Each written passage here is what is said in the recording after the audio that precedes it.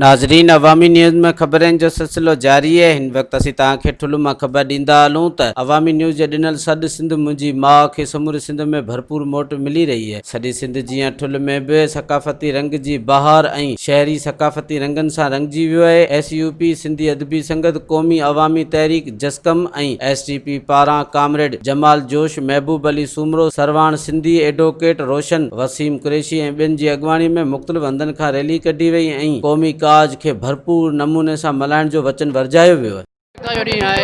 इंशाल्लाह इहो हमेशह ही मल्हाईंदा रहंदासीं। ॾाढो मज़ो अचे थो, सुठो लगे थो। हे असांजी सक़ाफ़त जहिड़ो आहे। टोपे जहिड़ो ॾींहुं ॾाढी ख़ुशी थिए थी मल्हाईंदे। बिल्कुल जो अॼो को ॾींहुं असांजे एॾियूं ख़ुशियूं ईद खां बि वधीक ख़ुशियूं इंशाल्लाह। असां इहा ई अलाह उम्मीद कयूं था त हे त अॼु 6 डिसंबर आहे, पर अलाह से हमेशह असां हर मुस्लमान, हर हिंदू मुस्लमाननि खे ख़ुशियूं माना अता फरमाए। दिसंबर ते जेको ही एकता जो ॾींहुं मल्हायो वञे पियो, असांजे लाइ तमामु घणी ख़ुशी जी ॻाल्हि आहे।